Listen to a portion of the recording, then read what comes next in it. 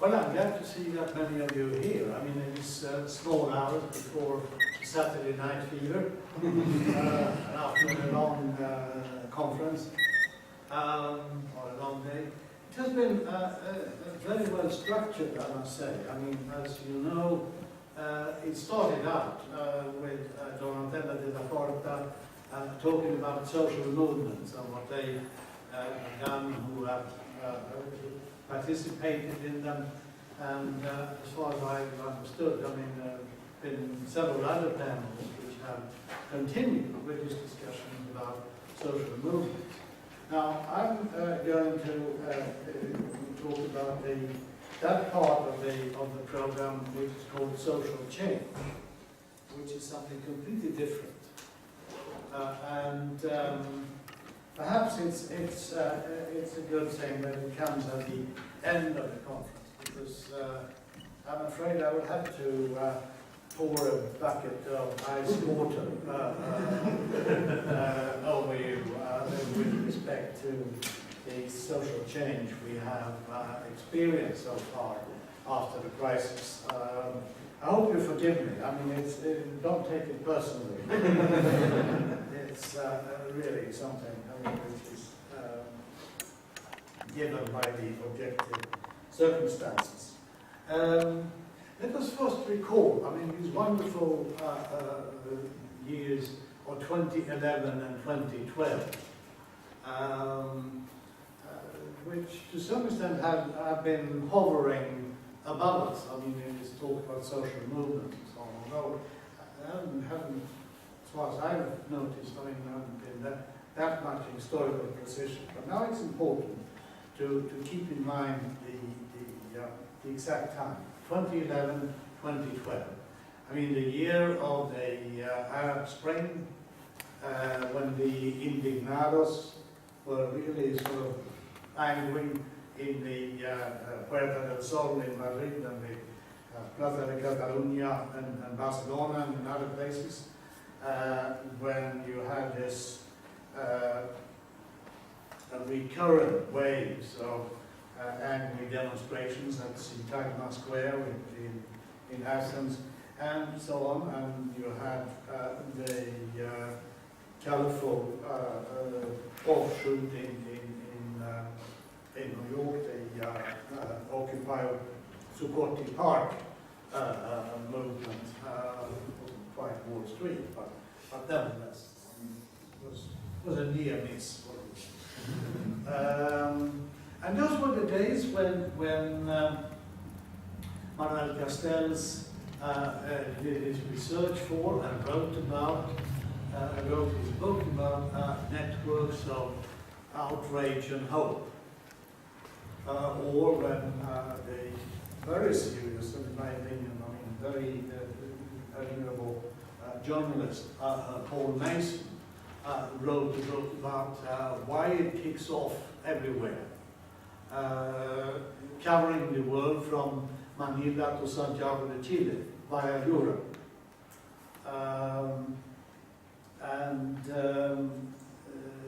Mason had ended his book with a quote from a poem from Tahrir Maidan in Cairo, which started something like this: when people start to live, destiny will have to obey. But these were the days and so on. I mean, recalling William Wordsworth's memory of the French Revolution.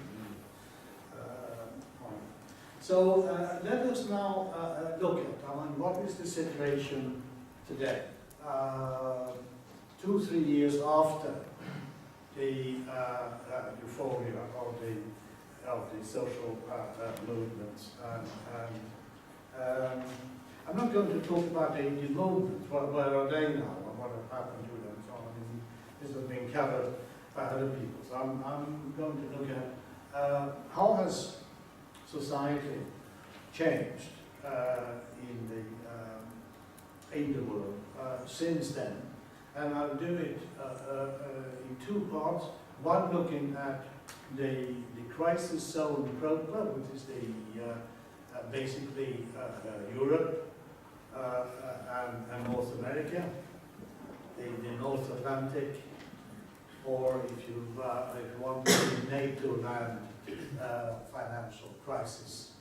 And the second part of it give you some glimpses of the world outside this particular cold region of the world. Now let's see if this functions. So here we have what has happened in the crisis zone. Well, two things. On the socio-economic level, the landscape is very familiar, basically non-change. The political landscape, on the other hand, has changed, not perhaps fundamentally, but radically.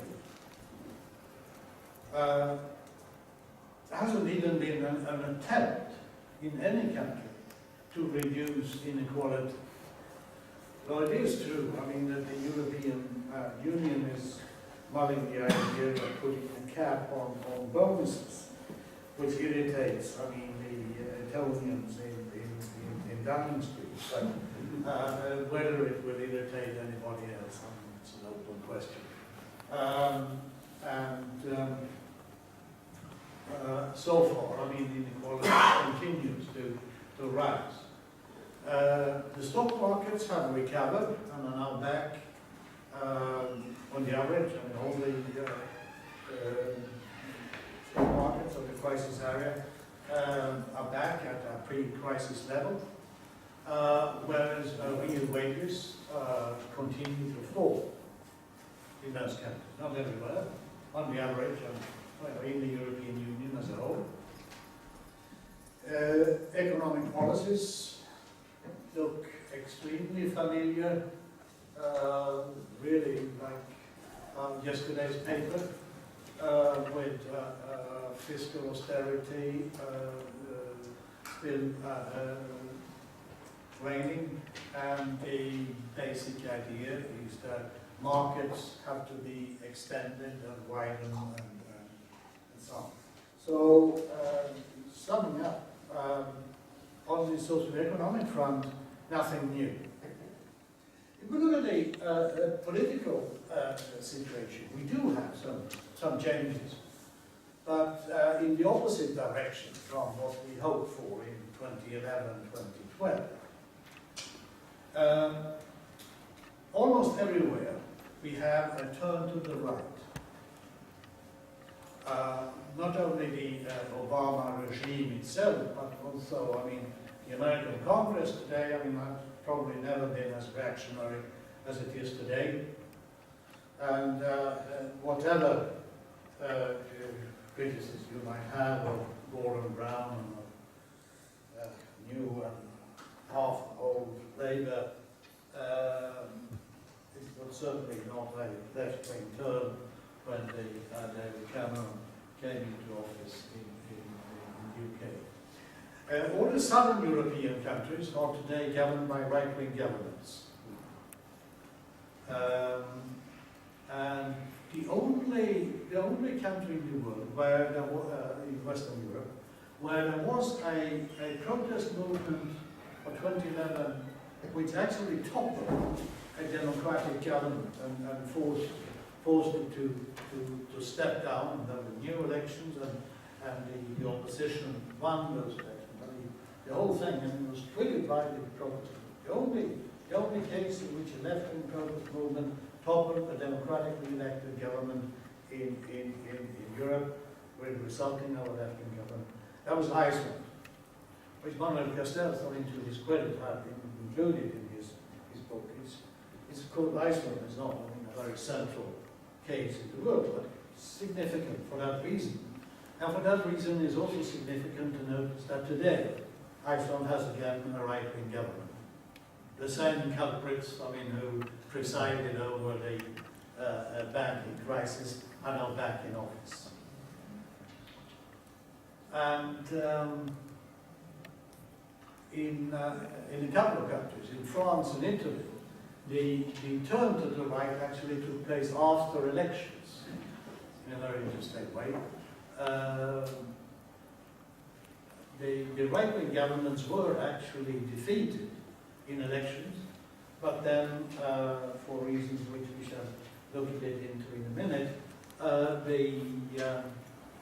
the new governments being formed and taking office pretty soon became, if anything, even more right-wing and neoliberal than the preceding ones. That was, I mean, the volte-face of François Hollande and his entourage, repeating almost exactly the turn of Mitterrand in the early 1980s, 30 years earlier. French history has its many repetitive moments. In Italy, the thing was brought about by an internal party. Well, coup would be too much to say, but the fact is that Matteo Renzi, the current leader of the Italian government and the leader of the so-called Democratic Party, it is now so right-wing that it doesn't even dare to call itself social democratic. It's Democratic Party. It's not very democratic. Anyway, he had been defeated by a 2/3 majority in an election for party leadership before the parliamentary election. But then the protest movement, the Grillini, the Movimento 5 Stelle, the 5-star movement, very politically ambiguous movement, attracting people both from the far right and the far left. Anyway, made a government of the Berlusconi possible, and that was then an internal turmoil in the Italian Democratic Party. Now we have Matteo Renzi, who is the favorite European finance capital, even more so than Berlusconi was. So that's what happened there. But it's not only the neoliberal right which is there, usually more aggressive than before the crisis. We also have the rise of the xenophobic right, right-wing nationalist formations almost everywhere. In France, in the European elections, the Front National became the country's largest party. And a couple of weeks ago, there was a poll in France asking people who would they vote for if there were a presidential election tomorrow. Well, the answer was that Marine Le Pen, the leader of the Front National, she would beat anyone in any possible or conceivable candidate in the first round. But she wouldn't get an absolute majority, so there would have to be a second round. And in the second round, she would beat the famous socialist François Hollande. But on the other hand, it's true that she would be defeated by more respectable right-wing figures. But anyway, I mean, this is the most dramatic example. In Norway, the xenophobic party is in government.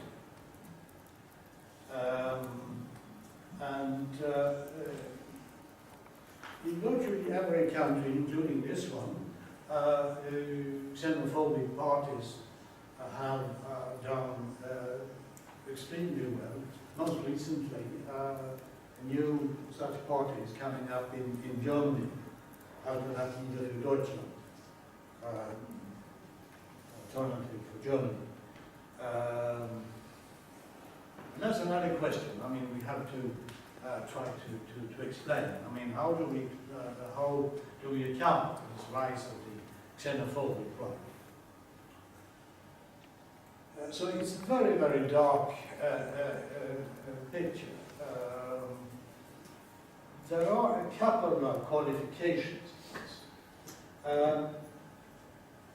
It's true that there are sustained left-wing mobilizations in parts of southern Europe, particularly in Greece, where the Syriza is is still, a major movement and political party. In Spain, where at least one part of the Indignados created a new political party, which is not a very big one, but nevertheless, not quite insignificant, and the establishment is quite afraid of them. It's called Podemos, We Care, which of course sounds a bit like American import, but I'm not quite sure whether it is. There is also, to some extent, some progressive mobilization in Portugal, although much less than in Spain and Greece. And in the recent Swedish elections, the liberal right-wing coalition, bourgeois coalition, as they are officiously called in Sweden, quite rightly so, were voted out, which means, and quite interesting discredit of this liberal, which is quite aggressive and militant. I learned today from the Financial Times, best informed about what's happening in Europe, or at least in Britain, that the new Conservative Minister of Education is ruling out importing the Swedish liberal idea of having schools for profit. So there you see, that was a government which on issues of marketeering and liberalism was actually, to the right of the British right. Quite an achievement. So that was a good thing. They were voted out, and they were voted out precisely because of that. Precisely because, the public were absolutely fed up with the privatization of education and of social services. And you had a very interesting electoral result that the bourgeois coalition was trusted with managing the economy much better than the Social Democrats. But nevertheless, they were voted out of office because, people were not particularly interested in the management of the economy right now. They were interested in what happened to schools and to social services. On the other hand, Sweden is also part of this backstory because, the only party which actually gained anything in the election were the local variant of the xenophobia, the so-called Sweden Democrats, which are relatively moderate by European standards, but which has an authentic neo-Nazi origin. So it's this is the short-term results of the social movements of 2011, 2012.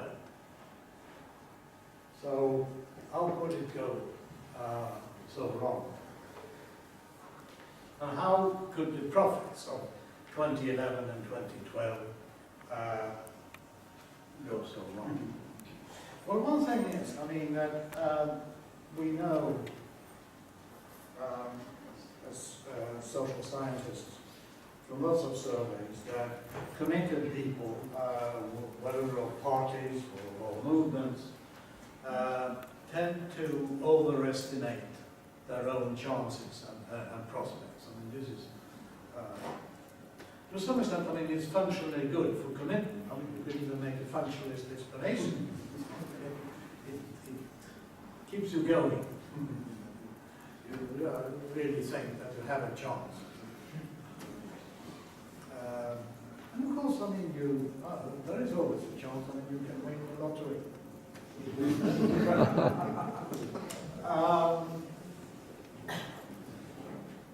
Then, at least in some people, in Castell's case in particular, there were lots of idealist notions of social change around. take one example. I mean, the ultimate battle for social change is decided in the minds of the people. He's from Emeritus, Outrage and Hope. Well, if it were like that, I mean, that would be fine. But I do think that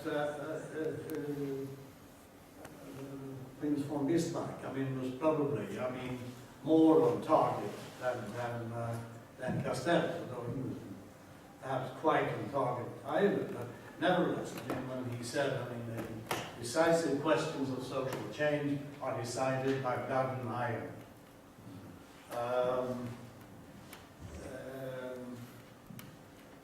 But there are also other things, I mean, about the importance of institutions and organizations, which sort of structure, I mean, the minds of people and provide the ecology of choice people have. Another reason, I think, I mean, there was, and Castells, I think, has been guilty of that too, there's been a wild exaggeration of the importance of social media. A wild exaggeration of their significance. It's true, I mean, that they have been very important in processes of social mobilization, but they haven't changed the rules of the game. Not the games of change, and even the games of politics and mobilization. I once made a comparison between the Arab Spring in 2011 and the 1848 February Revolution in Europe, the European Spring, about the spread of the revolution. In one case, I mean, from Tunisia to Egypt, from Tunis to Cairo, and in the other from Paris to Germany, southern Germany, Cologne, Mainz, etc., and then further on. Actually, the diffusion of the revolutionary upheaval was actually faster in 1848 than in 2011. It took a shorter time to go from Paris in France to Rhineland in Germany than from Tunis to Cairo.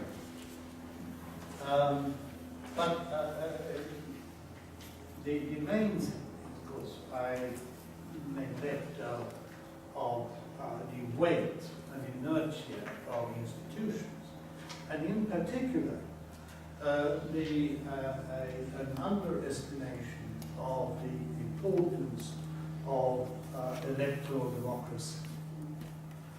We all know, and Donatella talked very well about this this morning, that the critique of existing democracy was a major feature of the protest movements, and I tend to agree with that. So, but this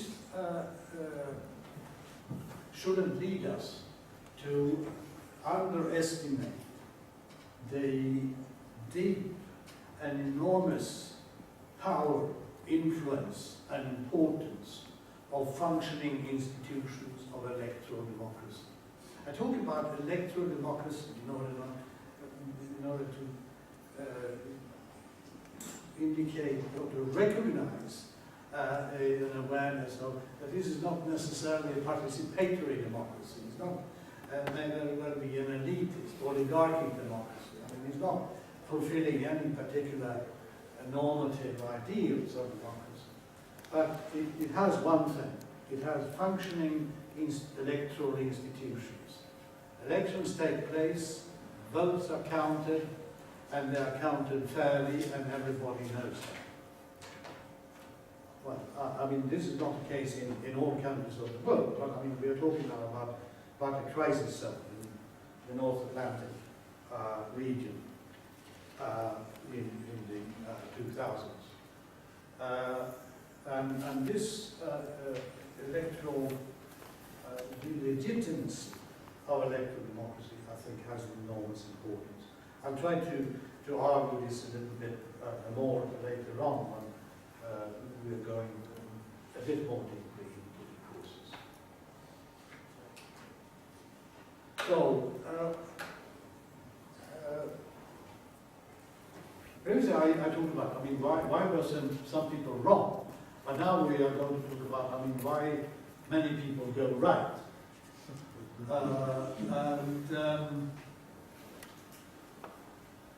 One of the things we should remember, I mean, that financial capital is no paper tiger. It is a real tiger, and many people know about that, and are more aware of that than many of us radical social critics.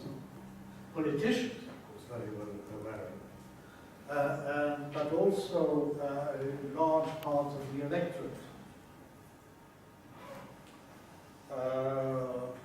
who know, I mean, that a frontal attack on capitalism might cost jobs, might cost possibilities to borrow, might raise mortgage interests, etc. and so on. So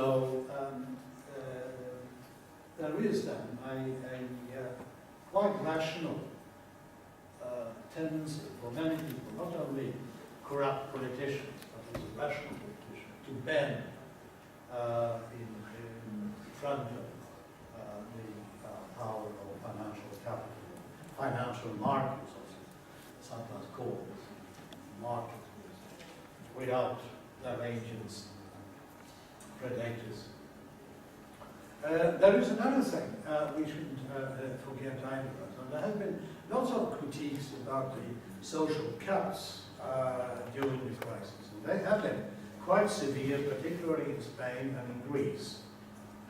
And the living standard, I mean, of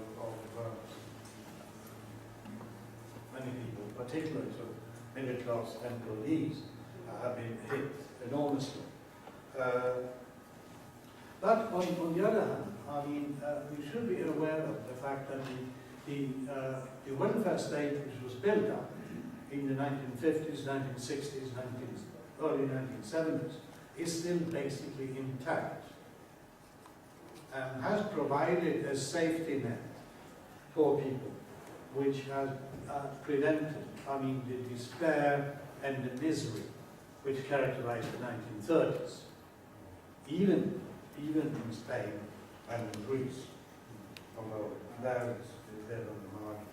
And on the whole, in the United States and in the Euro era, household spending declined by only 2% during the crisis. Now, households are very unequal, as we know. So, I mean, some households have been cut their spending much more. But nevertheless, so, I mean, this explains, I think, why, or part of why we have seen so relatively limited protest movements. And then there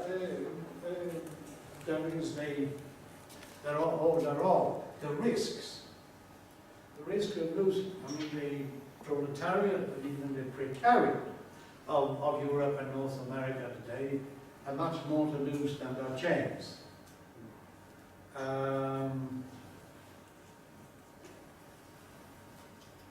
And for parties and politicians in electoral democracy, I mean, they really stand to lose, I mean, quite a lot, if they make a credible attack on financial powers. I'm not saying, I mean, that it's impossible or that they shouldn't do it, but but there is a high risk which we have to understand. And as I said earlier, so I mean the large part of the electorate is also aware of this. And even for radical political parties, a functioning electoral democracy provides something you may lose.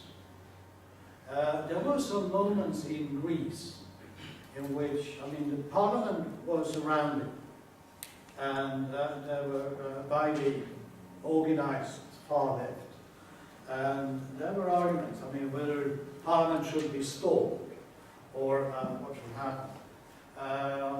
And there were on the one hand, I mean, the quite unreformed and orthodox Greek Communist Party, which on one particular occasion was actually having the ring sort of around the nearest the parliament, and there were the Syriza and the anarchists and the general radical. But in the end, I mean, neither the KKE nor the Syriza people dared to storm the parliament. Well, it was around. Among the groups of demonstrators. And what I don't happen to know, I mean, what went on in the minds of the leaders of Syriza and the KKE, but I can reconstruct, I think. I mean, one reason at least, perhaps the decisive, was that they were aware of, I mean, the enormous risk they would take if they had really a green light, I mean, to storm the parliament. Lenin and Trotsky, I mean, were not that hesitated, but the Bolsheviks, I mean, hadn't much to lose in 1917. I mean, the KKE and the Syriza are both, I mean, recognized political parties with certain political rights and rights of participation and so on. And a frontal attack on the state would, of course, put all that in peril.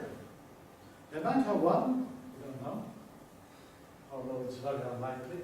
And what would have happened then? So, I mean, what would have been the reaction of the European Union to that? So, I mean, that's one of the reasons, too, so we should, I think, be aware of the risks of radical change. Then finally, we have the question about, I mean, why do we have this rise of the xenophobic parties? Well, I'm not claiming, I mean, to know the full answer, but I think, I mean, one opening to it is to think of an old saying from the socialist movement of the late 19th century, particularly in Russia, but also in Europe, in the continent of Europe, referring to the popular anti-Semitism at that time as the socialism of idiots. Meaning that this kind of popular anti-Semitism, distinguished, I mean, from the manipulated or the official or institutionalized anti-Semitism at that time, this popular anti-Semitism was, in many cases, a kind of protest against capitalist exploitation, a social protest, which for various contingent, and perhaps in some cases not so contingent reasons, deflected into anti-Semitism. And I think this is a hypothesis, but that many of these xenophobic voters, for the Front National, for the Sweden Democrats, for instance, are actually disgruntled social democrats who are feel that they are losing out to a kind of arrogant, cosmopolitan, middle-class elite, doesn't care about them. And who are risking their jobs and their security of their pensions or what have you. And we're living in a time of rapid ethnic change and cultural reorientation in Europe. Now most countries on the European continent have suddenly as large a proportion of foreign-born as the United States, which is, I mean, quite a change. We should expect, I mean, ethnic frictions to develop in any case. And this kind of social democracy of idiots, at least, I mean, one hypothesis. And it's interesting. I mean, now that UKIP is in the business of becoming not just an anti-EU party, but sort of with national ambitions, they're sort of reorienting themselves. I mean, to vying Labour voters. So that's why I think, I mean, it's quite misleading. I mean, to call these xenophobic parties the far right. That's why I prefer, I mean, xenophobic party, because on social issues, so I mean, on economic issues, they're often, I mean, more progressive than the Latin so-called socialists. You compare, I mean, Front National and François Hollande. You take away, I mean, the ethnic ideas and so on, xenophobia and so on, and just sort of look at the socio-economic policies. Or even, I mean, the policies on war and peace and so on. I mean, the Front National, turns out, more social democratic than the Reconcilianism. Okay, so that's the dark sea, the crisis zone. Let's now look a bit at the rest of the world. And in some ways, it's not brighter either.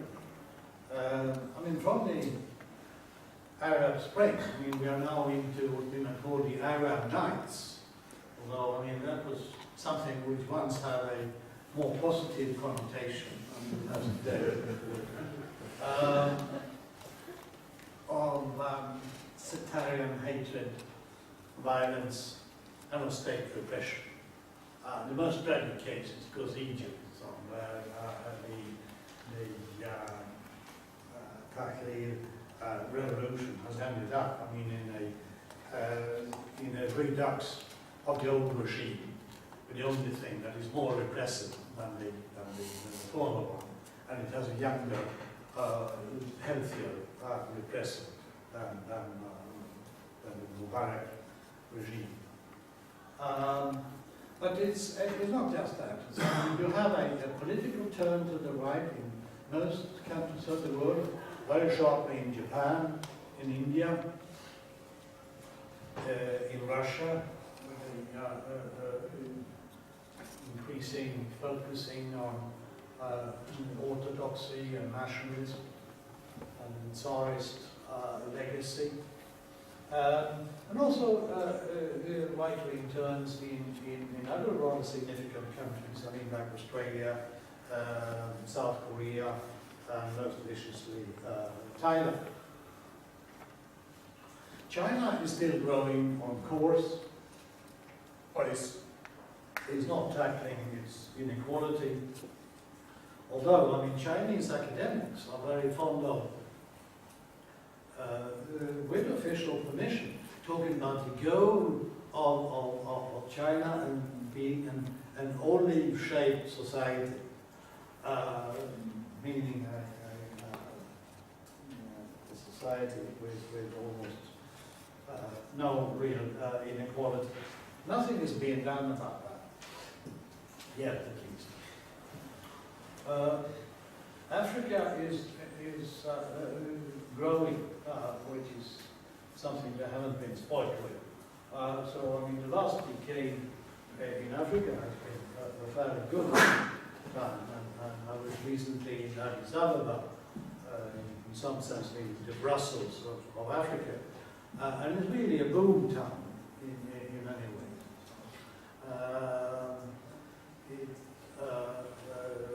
And it suddenly reaches, I mean, the populace in Addis, at least to some extent. You can see that in the enormous new housing estates project in the outskirts of Addis. How much of that sort of goes into the countryside where almost 85% of Ethiopians live? I mean, that's another question. And another interesting and quite sinister development is what has happened in Ukraine, or what is happening in Ukraine, where you have, I think for the first time in modern history, a domestic alliance of liberalism and fascism, or semi-fascism at least. We know it from international alliances. The United States have been aligned with Franco, Salazar, and all kinds of regimes all over the world. It's the first time this is happening on a domestic level.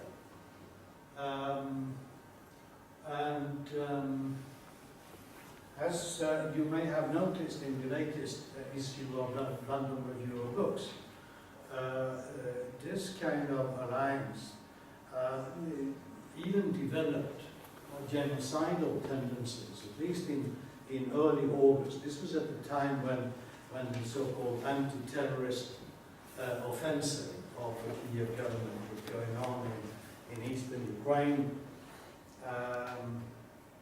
And basically the idea was, and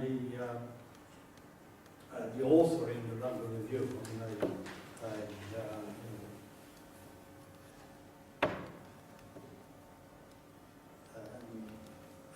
a person from the left, and certainly no Putin defender. He's actually a Russian Jewish dissenter living in exile in the United States.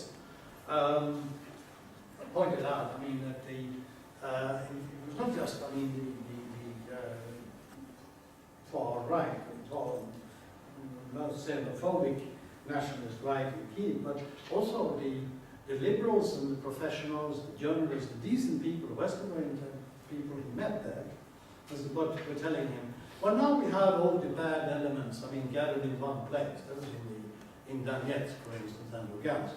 So why don't we kill them all? You know, I mean, that's...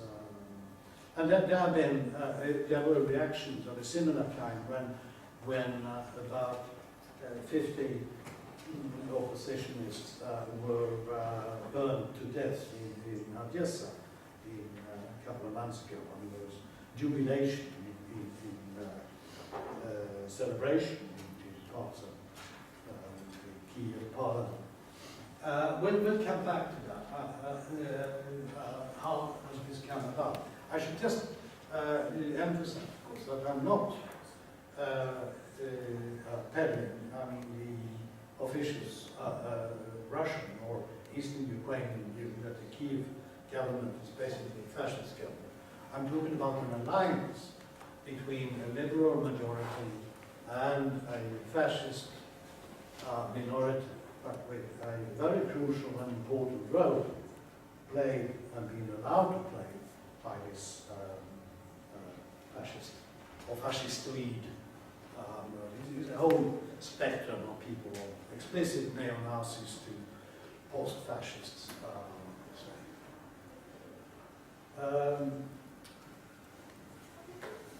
But there are a couple of areas with a glimmer of light. And Latin America is the main people, particularly Latin America, south of Mexico. Although there is even in Mexico something important which we'll come back to in Latin America is the only area in the world in which inequality has actually been reduced in the last decade.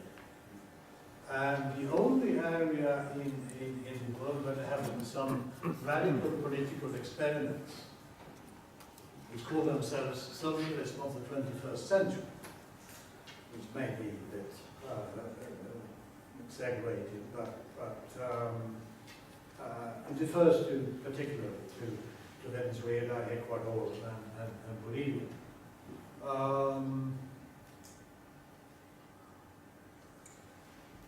But also, I mean, the major countries, I mean, Brazil and Argentina and even Colombia have had quite significant reductions in inequality in the last decade. There have been some interesting elections, not that much noticed in Europe. For instance, I mean, a former commander of the Frente Farabundo Martín of El Salvador, the only Central American guerrilla which was never defeated, and actually brought a lot of troops with the right-wing government.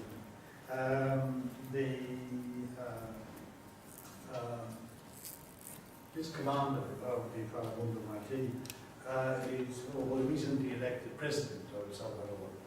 He's actually the second president of the Frente Farabundo Martín. And you can see that, I mean, in the distributive difference between El Salvador and the rest of Central America. But the important thing here is because, I mean, how do we explain this? Well, I mean, time is running. I mean, we should have actually ended, I mean, half an hour ago, but we started, so 45 minutes late, so.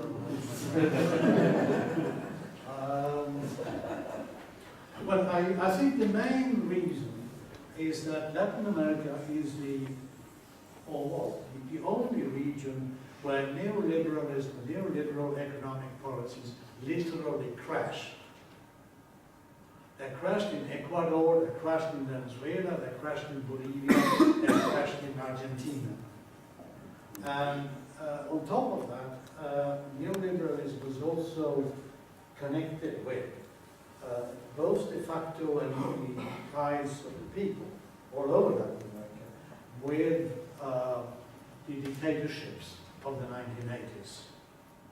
Or in the case of Mexico, I mean, with the most corrupt regime. I mean, Mexico has had for at least half a century. And that's a tough race, I mean, the corruption in Mexico. This Salinas government. So, I mean, there was an enormous discrediting of the neoliberal program. I think that was the briefly put, I mean, the main reason. The current prospects are unclear. Brazil and next year Argentina are both up for elections, which is fully democratic elections are completely uncertain, and nobody knows who will win. And in particular, the Brazilian election is very crucial. So, I mean, in case, I mean, the right wins there, or that would be a major setback. Because Brazil has also given a kind of protective hand to the smaller, more vulnerable countries of South America, like Venezuela and Bolivia and so on, and have protected them against American interventions. I should add, perhaps, because I don't know what kind of information you have about Brazil, the main contender of the right, Marina da Silva, is not a right-winger herself. I mean, she's an environmentalist, probably, I mean, a quite honest woman. There's no reason to doubt her. But the lineup of, I mean, she's extremely ambitious. I mean, she's prepared to do everything. I mean, to be in the political limelight. so, I mean, when, last year, when she couldn't form a party of her own, sufficient signatures to launch her in the presidential race, she joined another candidate to then become his vice president, so she could run. Then she had the good fortune that this guy died in an accident. So now, she's has become immediately, I mean, the candidate of Brazilian financial capital. They are all betting on her and surrounding her, I mean, kind of ring of neoliberal advices. So that's why, I mean, it's not because and even before, even without that, one can see that the egalitarian moment in Latin America is slowing down and showing certain signs of fatigue. But and it's not just economic equalization, it's also in terms of existential equality, which will come to later. And then finally, I mean, there is the possibility of Indonesia suddenly, I mean, becoming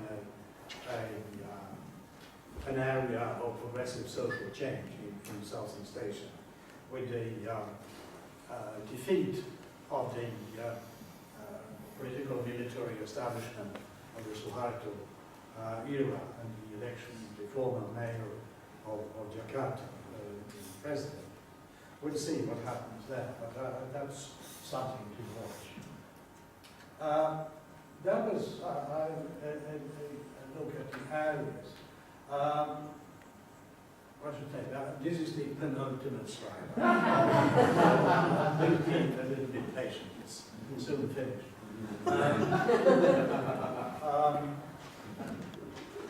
I also have a kind of I would like to give you a kind of a glimpse of the conditions of forces and movements in the world outside the crisis zone. What about the labour? There is the strikingly increasing importance of China. It has now come to that point that if we exclude wage developments in China, real wages in the whole world are stagnating. But if we include China, real wages are actually increasing. So China is alone is actually providing the increase of real wages going on in the world. Although even in China, real wages are falling behind productivity increases.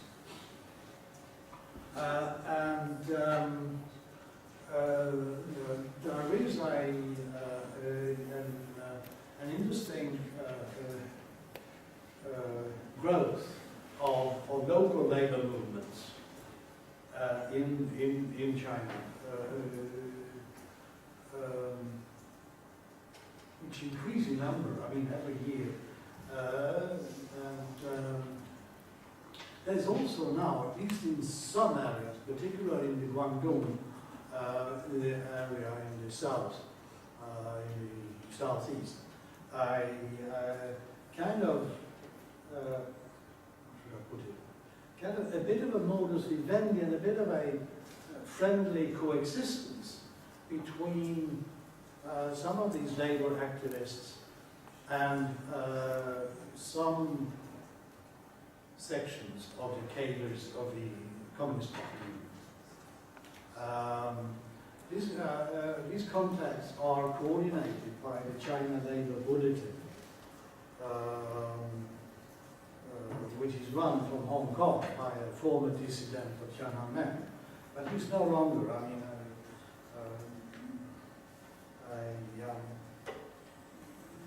confrontational dissident. On the contrary, I mean, he's actually betting very much on developing contacts and cooperation and coexistence between, and with long-term view, of an alliance between an independent labour movement and the Communist Party. And that's something which is going on, which is fairly positive, I would say. This is probably going to spread to Vietnam. Sorry about my consonant sort of falling out.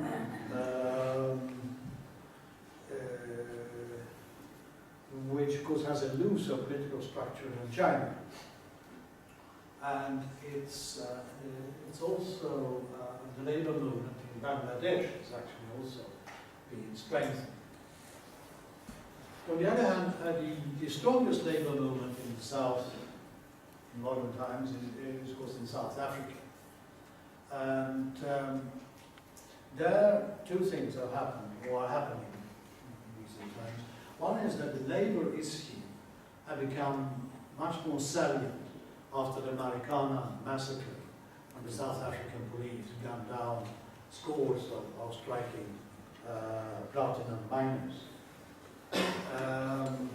And in South African sociology departments, for instance, now, I mean, industrial sociology and industrial relations are now sort of very, very popular subjects again.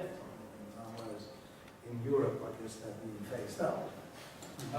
But on the other hand, it is also dividing the South African labour movement. Not only is there a new miners' union, but also the CUSATO, the main trade union movement, is on the verge of a split between the metal workers and the miners and their respective leaderships. And it's not quite left and right, or corrupt versus honest, or something. I can't possibly say black and white in this context. So it's a rather murky conflict going on there. There are also the movements of existential egalitarianism. And there in particular, I mean, indigenous peoples in Latin America have made major advances. But not without conflicts. Even, I mean, with the government of Bolivia, which is the most positive and so on, conflicts. So it's not easy, but nevertheless, I mean, and you have for the first time in modern history a black movement in Brazil of any significance. And women continue to advance in the world, but largely, I mean, through education. But there's still much of violent patriarchy in South India, South Asia, and in Africa, sub-Saharan Africa. And finally, about social movements, we have to recognize, I mean, that modernism and modernization are always taken about secularism and secularization. So we've seen, I mean, a revival of religion, religious conflicts, religious identities, particularly violent in the whole region from Southeast Asia to Africa. Then finally, I mean, something positive, or at least more positive than negative. In terms of political sociology, the most innovative thing which has happened in the last 10 years has been the return of urban rebellion. I'm not talking about demonstrations. In 1895, thought had become hopelessly passé. But are being revived now in the 21st century. The problem with it is that these rebellions are politically ambiguous. they're often right-wing, like the so-called yellow shirts in Bangkok. And they may shift back and forth between the yellow shirts and the red shirts in Bangkok, for instance. There is most recently, I mean, the movements in Kiev, both in 2004 and in this year. There are three conditions, I mean, why this, under which this happens. One, and here we have the importance of electoral democracy again. On urban rebellion, and well, I should say that, yeah, oh yeah, you can see that on the, it's actually going on today, what we are talking, in Islamabad and Sana'a, although the movement in Islamabad is flickering out, and it's an archetypical example of a very ambiguous movement. But there seem to be three basic conditions for this to happen. One is a lack of electoral democracy legitimacy of the incumbent government. It may be because of vote rigging, fraud, restrictive rights to vote, blatant corruption, massive corruption and cronyism and so on. Usually the two things at the same time. But it's important, I mean, that I think that the electoral process, even in countries where there are elections, I mean, is regarded as illegitimate and rightly so, because it is undermined, I mean, by various forms of fraud.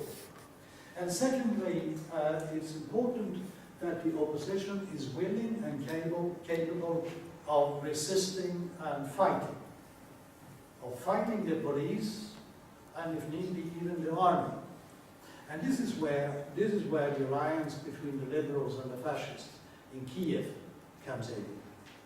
Because, I mean, what decided the outcome of the Maidan demonstrations were not all the liberals, I mean, who paraded there, or not even, I mean, the right-wing politicians from Western Europe and North America who were there with the people.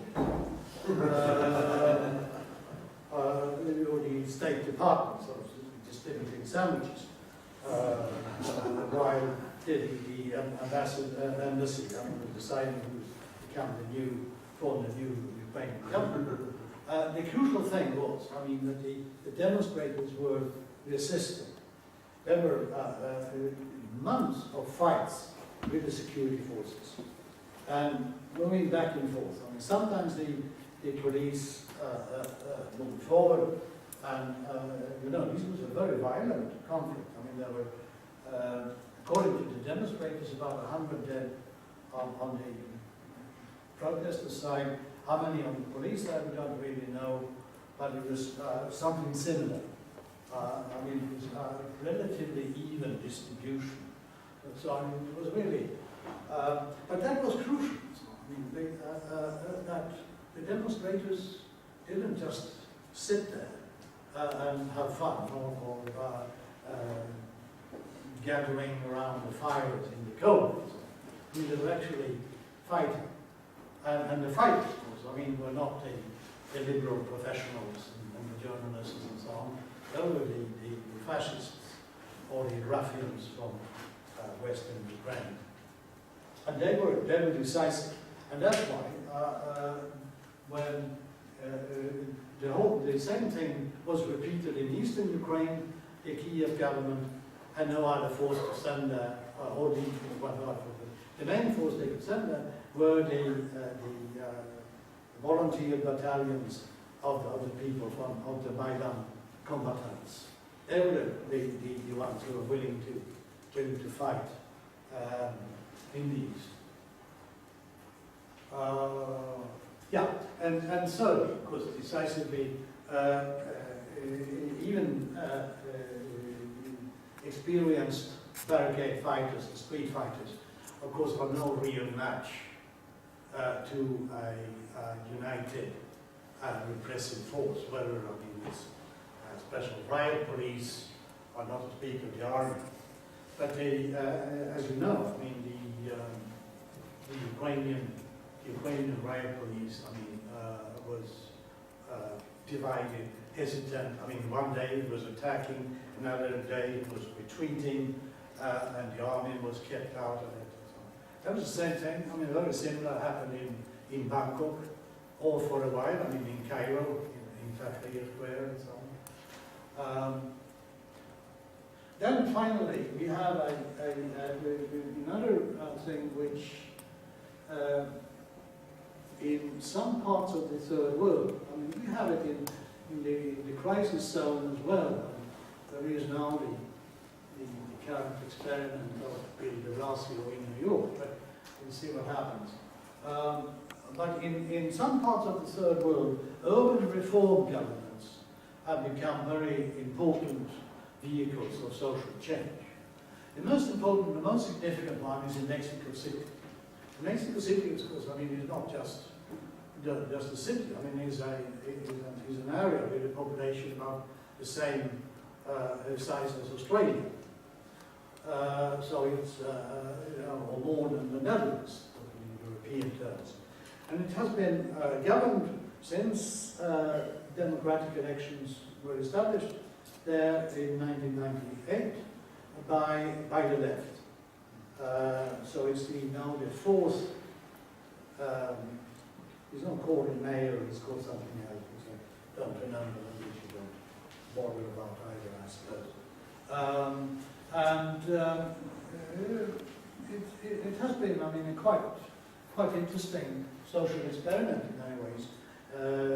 Experiment with new forms of social policy, like universal pensions, for instance, which have now been adopted, I mean, by the rest of the nation. Participatory budgets, various other things. And it's an alliance of a section of the middle class with the populace, with the street vendors and poor people. And the same thing happens in some Asian cities. I mean, that was the coalition behind Jokowi's mayoralty of Jakarta, the guy who is now the new president of Indonesia. And in Delhi, I mean, there was something of the sort established, I mean, last December, which the new people, I mean, blew after 6 weeks, but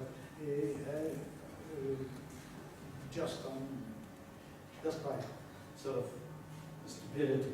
They were not defeated, they abdicated, basically. But it was interesting because it was a coalition between the rich professionals and the poor. The rickshaw drivers were provided, I mean, the main force, electoral force or campaign force of the campaign. And this movement, I mean, captured 9 of the 12 constituencies in Delhi which are reserved for low-caste people. And they captured the richest constituency of the city, where the incumbent chief minister was running, and she was booted out. This is something to look out for, social change. And the reason, I think, is that cities are often, I mean, not always, far from always, but in a number of cases, less divided than states by religion, ethnic identities, territorial interests, cultural identities. So it's easier to establish progressive middle-class coalitions with the people. Okay, now I'm happy to announce that I have no more slides. A couple of words more to say, which is that how shall we conclude this? Well, I think we should conclude, I mean, by bearing in mind that organizations, institutions, electoral democratic legitimacy, and social and political risks are very important variables that are bearing upon the possibilities of social change. and they are all skewed in favour of stability and non-change. It doesn't mean, I mean, that they can't be changed, but they, I mean, they have to be taken into account. Then we should remember, of course, that I've only talked about a very short-run perspective of 2 years. And we do know, I mean, that participation in movements of this radical kind tend to have a great and enduring effect on people's life course. And they tend to create some lifelong political identities. Not 100%. Most of the people, I mean, who took part in the 1968 movements, like myself, remain, I mean, lifelong left-wingers and will die there, left-wingers or progressive. And this means, I mean, that even failed movements, I mean, create a potential for further change in the future. And finally, I mean, whatever the outcome, whatever the result, whether you succeed or you fail, I mean, fighting for a just cause is always right.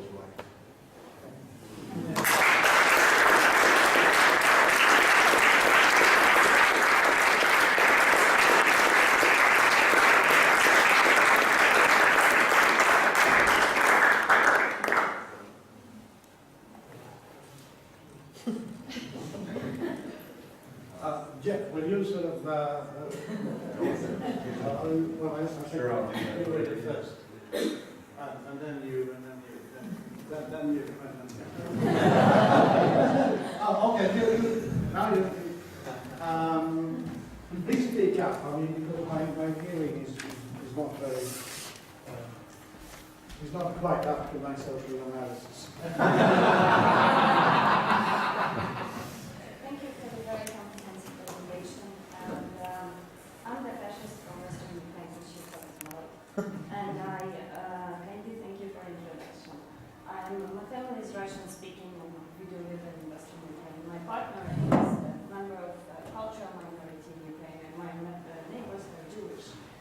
And I do think that my role in all that was a bit overestimated, and I do owe my existence to some propaganda material in media of neighbor country.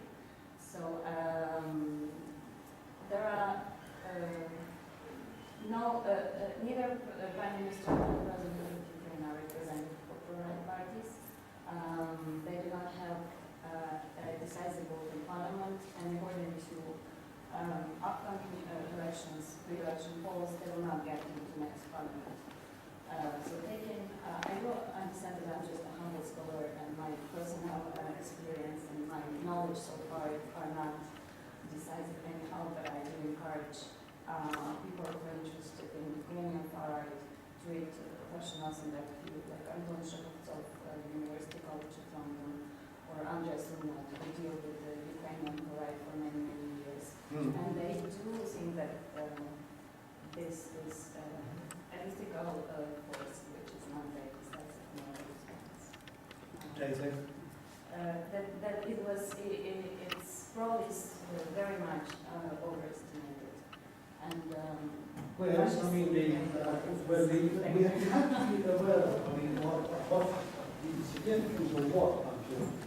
I'm not talking about numbers, although, of course, I mean, the fascist parties, or parties with fascist or neo-Nazi background, that's all there. I mean, it's part of the current coalition. Whether they will remain in the next parliament, nobody knows. There is a new party by all the Jaskos, which is likely to do very well. But the important thing that I'm saying is not numbers. I'm saying that the crucial thing, and this is something which very few people who have analysed what happened in Maidan have bothered to look at. What decided the outcome of the Maidan demonstration? I would argue that it was decided by the capacity of the demonstrators to resist and to fight the police. And if that's true, so who were the fighters? This is what we are talking about. And the so-called commandant of Maidan, Pavlov, Andrei Pavlov, or was until Poroshenko fired him, became the deputy head of the Security Council of Ukraine. He was one of the founding members in the mid-1990s of the neo-Nazi party. So, I mean, has excellent sort of Nazi credentials. And he was not just anybody. So, I mean, he was the commandant of the demonstrators. And the Amnesty International, which has looked into, I mean, the fighting of the battalions from Maidan in eastern Ukraine, have found that the worst is the so-called Haidar battalion, which is apparently made up of the hardcore of the Maidan fighters. And then about this alliance between the liberals, one in the majority, no doubt about that, and the fascists, is also illustrated by the Azov battalion, which is actually a kind of lésion étrangère of neo-Nazis in Europe, a foreign legion trained by a professional French war dog who has fought in almost all the wars in the last 20 years and so on. To which there was a Swedish neo-Nazi who volunteered for that and was actually killed there. And as you know, I mean, the symbol of the Azov battalion is the so-called Wolf's Angel, which is a kind of swastika looking. It's not exactly the swastika, but it's because it's bent to some extent. But that's the emblem of it was used by the SS in World War II, the SS division Galicia. It was the Ukrainian SS division. So, and nowadays, I mean, even the BBC once had an analysis about this, how the Kiev government is fighting eastern Ukraine with the help of these battalions and so on, and whether, I mean, it was a very wise policy to do so. The reason, of course, why was not that they are very happy with it, but they are the best fighters. So this is not something, I mean, which can be put off as Russian propaganda or something. I mean, this is something which Western media has, most of the time, sort of deliberately closed their eyes to. There's some parts of the German press, and that's where I got, I mean, a good deal of my information. And then there is this excellent article by Keith Kessel in the latest review, the latest London Review of Books, which I recommend to everyone. It's really chilling reading. And I'm guessing he's no admirer of Russia or Putin or something. So, but well, I understand. I mean, it's easy to get heated about this and so on, and it's given the fact that you have two so completely different forces aligned with each other. I mean, it's very tempting for those people, I mean, who sympathize with the liberals to say, well, I mean, it's foreign extremists and so on, local extremists, that is a handful, I mean, doesn't mean anything. And on the other side, the Russians and the Eastern Ukrainians are, of course, playing them up. So, I mean, it's like, the fascists are coming. But our task as social scientists to break through. I mean, this kind of black and white monolithism and to analyze what is actually going on. Okay. Yeah, now I don't remember. Jeff, I mean, you want me to have do it? I think you were.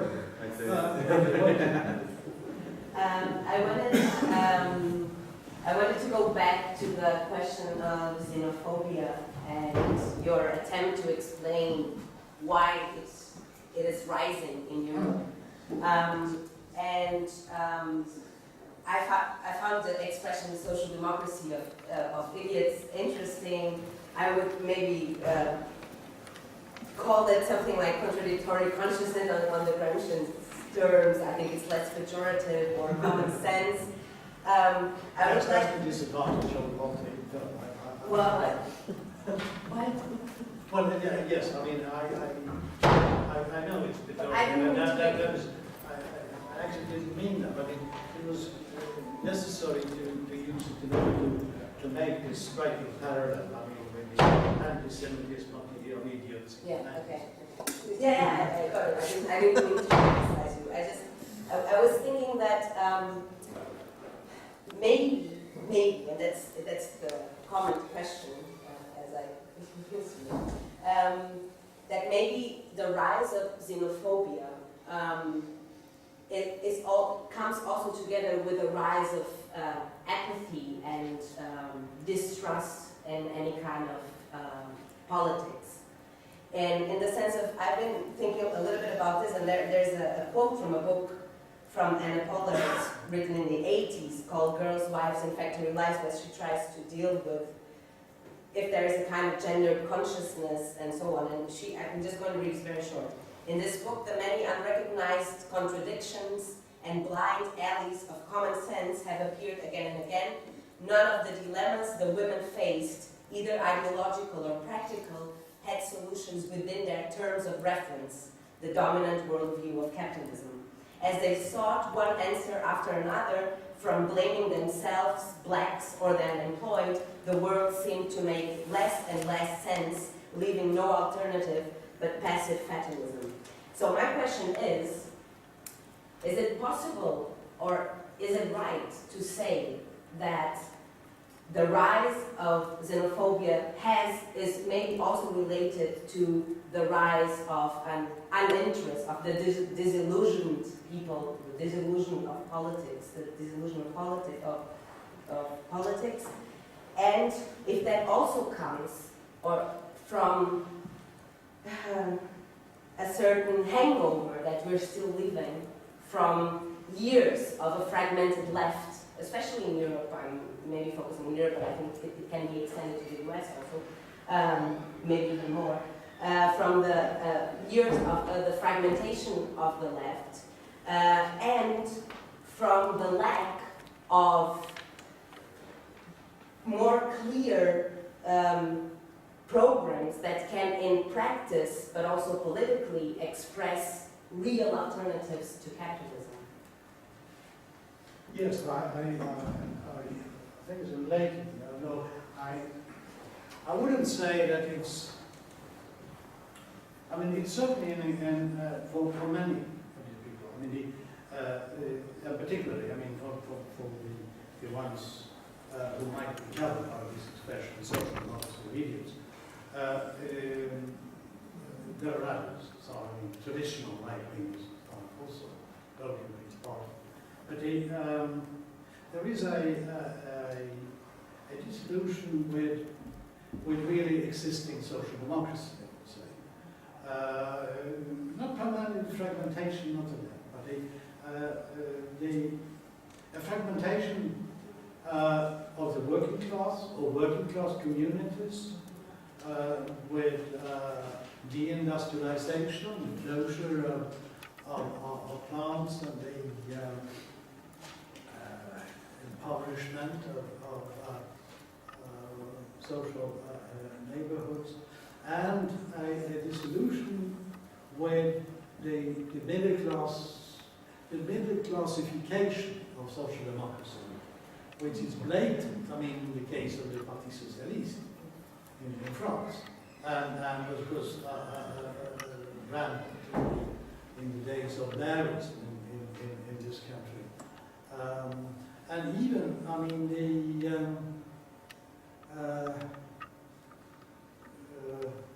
even modernized Euro-communists have suffered from this. I mean, the PCF in France, PSA in Spain, and so on. I mean, they don't seem to represent or to be able to hold out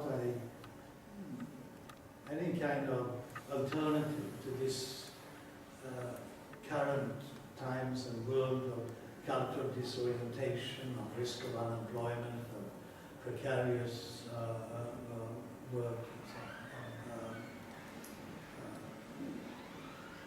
and so on. But it's not necessarily an expression of political agency. I mean, many of these people, I mean, are now being activated by these xenophobic parties. Other questions? Yeah. Bruno Stahl. I have two questions, both regarding the role of electoral democracy. I think I agree with you that these processes are quite central. The question is, first, what's your take on the new parties of Southern Europe, especially Podemos in Spain and Syriza in Greece, their prospects in a short and medium term time frame? And the second is if you can expand a bit on your last comments about urban reform governments. Is that sort of, is it a new transformation strategy that you see, or is it more of a short-term blip that we see now? I'm thinking, like from Danish context, of the idea of municipal socialism that was part of the early 20th century social democratic strategy. Is those sort of things are they being formulated, or is it?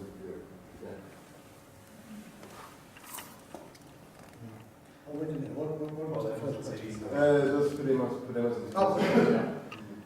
I think it was a very wise decision by the Greek radical militants to form Syriza and to form the Podemos.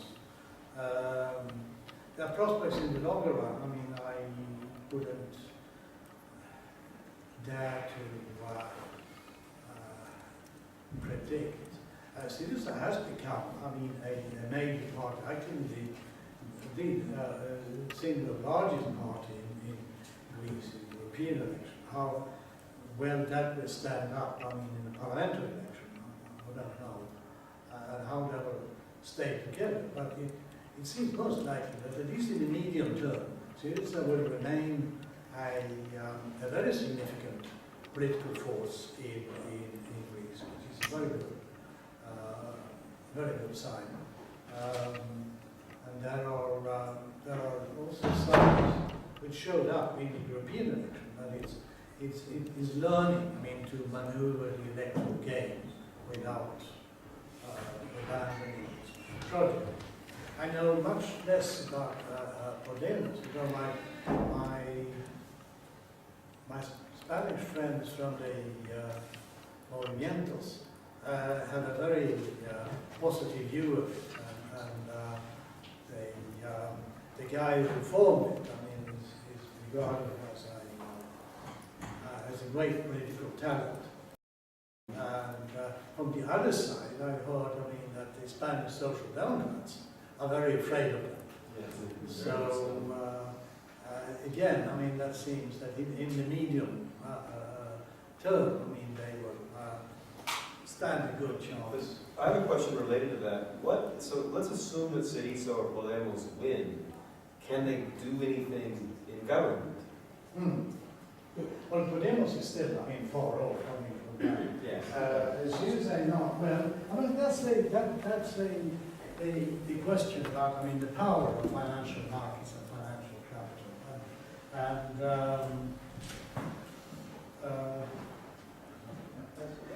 but I do think they can, at least now. I mean, Greece is no longer completely dependent on immediate bailouts. I mean, from the European Commission.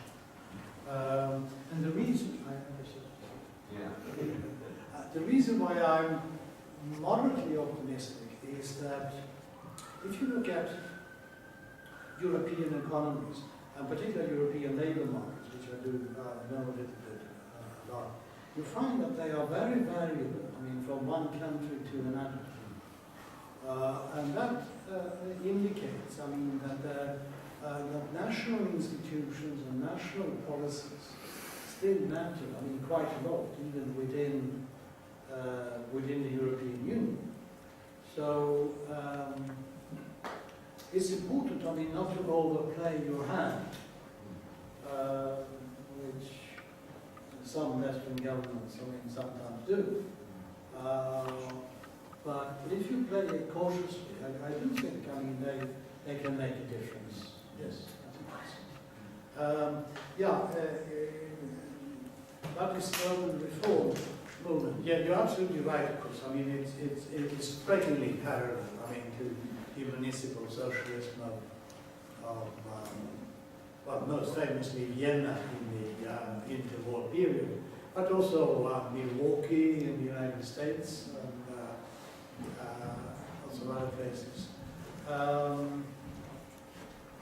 And they were quite significant, I mean, for their time. Vienna in particular, Milwaukee, given the odds against the socialist government in the United States. Well, I have to confess, I mean, I haven't studied it systematically yet, so I'm not quite certain how far it goes, but it seems, I haven't been able to locate the source for that, but I remember the Chilean-Cuban journalist Marta Honecker, wrote a book in the early 1990s focusing on Latin American capitals and Latin American mayors, pointing to the progressive character of them. And that seems to be a bit of a foreboding of what happened, I mean, 10 years later at the national level.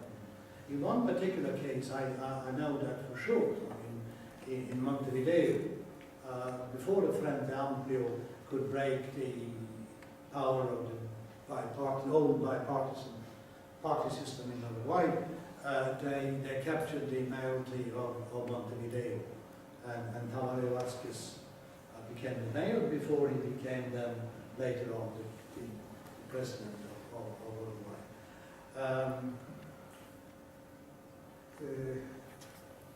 So I do think, I mean, that it's something which one should take seriously, primarily because although it's to some extent similar to municipal socialism, is different in the sense that its core is not the Socialist Party and the trade unions. It's usually a charismatic mayor and a kind of rather heterogeneous party machine. But what is interesting is that given the weakness of the working class and labour movement in the 21st century, and the crucial role of the middle class, big cities seem to be areas where the necessary alignments between a sector of the middle class and the people can be forged. And therefore, I think, I mean, it should be systematically studied. And in Mexico City, although it's not poor, but Mexico friends when I bring up, I mean, it's perspective, I mean, they're quite surprised. Yeah, perhaps, yes. Think about it this way, so we haven't thought about that before, but yes, in Asia, I mean, in the Delhi election, it was absolutely striking. That's why it's such a tragedy that the elected chief minister, I mean, sort of just blew it, abdicated out of frustration and not getting 110% of what was possible.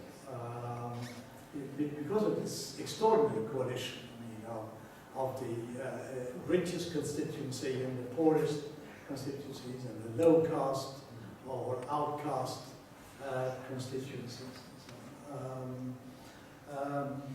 And these kind of coalitions, I think, are necessary to bring about social change in this century. Because of the labour movement and the working class will never recover, I mean, its centrality of the industrial era. So we are left with other possible coalitions. And they seem to be easier to forge, or at least to start, in big cities than in nation states. That's why I think, I mean, we shouldn't just see it as a kind of un fait divers, kind of petit, small kind of media notice, but it's something which has a potential. Jack, I think we've got time just for one last question. Okay, Phil, go for it. Yeah. I was just wondering, again, just to go back to in terms of the right in the North European crisis, I was wondering how decisive you think the role of the mainstream media has been in that turn, in that it portrays a horizon, let's say, very centre-left to right-wing onwards. For example, Greg Philo, who opened the conference, he presented a video clip which he was practically ridiculed by the BBC presenter. Ted Benton talked about the people's climate change march he participated in and how it received almost no attention in the mainstream press. And what I wonder is how decisive is that? If the public is given a menu of issues and ideas that is always to the right, also from almost centre-left to the right, perhaps has been reflected in some of the electoral decisions. Can you comment on that? Well, it's certainly weighs on, but I mean, I do think we have to remember one is the famous social media.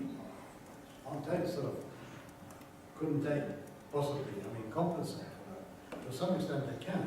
And secondly, I mean, we have to look at the 1930s. I mean, the bourgeois press were sort of even more hostile to social democracy or communism or Keynesianism and so on. I mean, there are now. But there is, of course, I mean, one reason why you're right to worry about it, and that is that in the 1930s there were other channels. I mean, there were trade unions, there were political parties,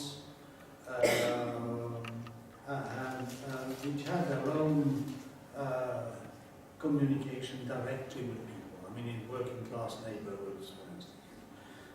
Even, I mean, the small CP, I mean, could organize big hunger marches, for instance, or demonstrations for the unemployed and so on. And I guess the Times didn't write very much about it, but I mean, people learned about it anyway. But nowadays, of course, politics has become much more media-centered. But again, I mean, given on the one hand, I mean, Facebook and Twitter and all that and so on, and Ted referred to that, so the importance of social media.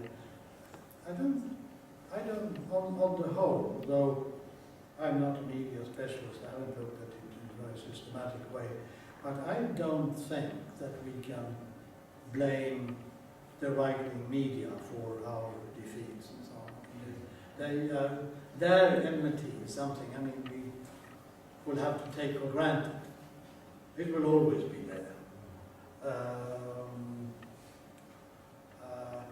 I think it's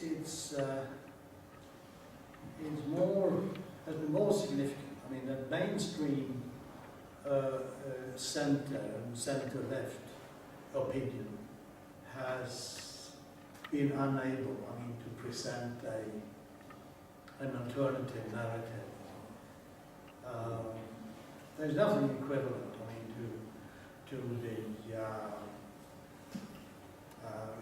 economic plans put forward by the Norwegian labour movement, inspired by the Soviet Union, or by the Swedish social democracy and their employment policies, or the Keynesian economics. I mean, there's nothing of that sort now presented. I mean, by any major force. And there is also, I think I would fall back to this thing about, I mean, the power of finance capital and the people and the fact that people know about it. I mean, the power of finance capital is not the power of the Financial Times. I mean, it's the power of the financial markets, the power of interest rates and capital flight and so on. I think that's. But I'm not pretending I have all the answers to this. And so on. This kind of darkness and so on in which we are witnessing is something I don't pretend. I mean, I have all the keys to, unfortunately. Okay, and on that rather modest note, I think we've just got enough time to give Professor Therborn a really good thank you.